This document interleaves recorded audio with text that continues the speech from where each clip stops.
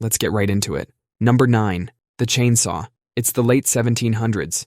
You're in a hospital. The screams of women in labor echo through the halls. Then you hear it, the sound of a chainsaw, coming from the maternity ward. The chainsaw was originally invented to help women give birth. Two Scottish doctors, John Aitken and James Jeffrey, created this machine. Back then, if a baby was too big to come out naturally, doctors had to cut through the mother's pelvic bone with a small knife and a hammer and chisel.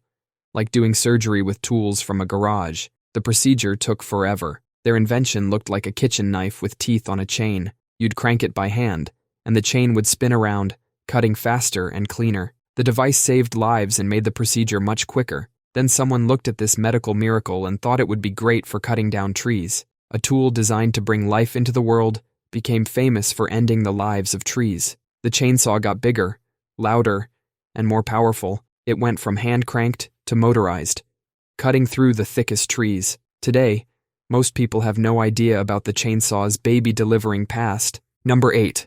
GPS. Your phone's GPS that finds pizza places was originally designed to guide nuclear missiles to their targets. In the 1960s, the U.S. military spent billions on a top-secret satellite system to make nuclear missiles more accurate. In 1983, Korean Airlines Flight 007 strayed into Soviet airspace and was shot down. 269 people died because the pilots got lost. President Reagan opened GPS to civilians, so this wouldn't happen again. But the military didn't want civilians having the same accuracy as their missiles, so they deliberately made the civilian version less accurate. They called it selective availability. This went on until 2000, when President Clinton turned off the error signal. Then everyone could navigate as accurately as a nuclear missile. Now we use this technology to find restaurants, catch Pokémon, and track jogging routes. We're using the same system designed to guide weapons of mass destruction to find Starbucks. It's like using a tank to do your grocery shopping. Number 7. Auto-tune. Auto-tune makes modern singers sound like robots having an existential crisis. But this music software wasn't meant to help pop stars hit high notes. It was designed to find oil.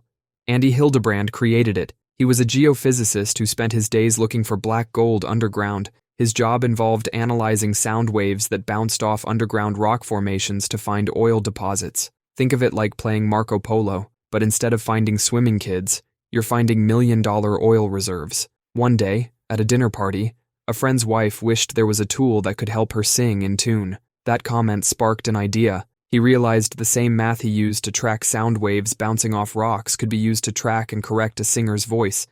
It's like he invented a GPS for vocal cords. A tool designed to find oil ended up cleaning up the music industry's messiest vocals. Then Cher came along in 1998 with Believe, and cranked the effect up to maximum. Suddenly, everyone wanted to sound like a malfunctioning robot. Next time you hear that robotic warble, remember, you're listening to oil-finding technology gone rogue. Number 6. Superglue. In 1942, Dr. Harry Coover was trying to make clear plastic gun sights. Instead, he created something that stuck to everything it touched. Tools, equipment, even his own hands. It was like King Midas, but everything turned into one sticky mess. This was completely useless, so he shelved the project. 9 years later, Coover was working at Eastman Kodak, and one of his colleagues accidentally created the same sticky substance again. They spread it between two expensive glass prisms to test it. They tried everything to separate them. Nothing worked. That's when Coover realized this wasn't a failure. He'd just invented the world's strongest glue. The real game changer came during the Vietnam War. Medics discovered they could spray it on severe wounds to stop bleeding instantly. The same stuff holding your kids' toys together once saved soldiers' lives. Number 5. WD-40. That blue and yellow can sitting in your garage right now wasn't made for squeaky doors or rusty bolts. Back in 1953, a tiny company called Rocket Chemical Company was trying to stop rockets from rusting, not backyard fireworks. The Atlas missile, America's first intercontinental ballistic missile. Because the metal was so thin, rust was a huge problem. One spot of rust could lead to catastrophic failure. The missile could explode, so this tiny company started experimenting. They tried formula after formula. The first 39 attempts failed, but on the 40th try, they succeeded. That's why it's called WD-40, water displacement, 40th formula. The employees started sneaking cans home to use on their own stuff. They found it could fix squeaky doors and clean tools. The company realized they had something bigger than rocket protection. so they started selling it to the public. The formula is still a secret. They keep it locked away like Colonel Sanders' chicken recipe. Only a handful of people know it, and they never travel together. Number 4. Duct tape. Duct tape wasn't made to fix leaky pipes. It was created to keep soldiers alive in World War II. It's 1943. Soldiers are trying to open ammo boxes sealed with weak paper tape and wax. The tape keeps tearing. Not ideal when people are trying to kill you. Vesta Stout, a worker at an ammunition factory, saw this and worried about her 2 sons in the Navy. She thought, "This could get my boys killed." She wrote a letter straight to President Roosevelt, including diagrams of a better solution, a waterproof, cloth-backed tape that could be torn by hand. Roosevelt agreed. The military ordered the new tape. It was army green back then. Soldiers called it 100-mile-per-hour tape. After the war, people started using it to seal air ducts. That's when they changed the color to silver and started calling it duct tape. And it's terrible for actual air ducts. The heat makes the adhesive break down. Number 3. Q-tips. Q-tips were invented to prevent people from sticking dangerous things in their ears. In 1923, Leo Gerstenzang watched his wife clean their baby's ears with a toothpick wrapped in cotton. Leo thought there had to be a safer way, so he invented what we now call Q-tips, with the Q standing for quality. The whole point was to make something safer than a toothpick. But today, every Q-tips box comes with a warning saying, "Do not insert into ear canal." It's like buying a sandwich and finding a label that says, "Do not eat." When you stick these in your ear, you're pushing earwax deeper into your ear canal. It's like trying to clean your kitchen by shoving all the dirt under the fridge. Doctors have a saying, "Never put anything smaller than your elbow in your ear." That's their way of saying, stop sticking Q-tips in there. The company puts that warning on every box, but studies show that about 68% of people still use them to clean their ears. We took a safety device and turned it into the very thing it was supposed to prevent. Number 2. Tonic water. Gin and tonic was originally malaria medicine. Back in the 1800s, British soldiers in India had a serious problem.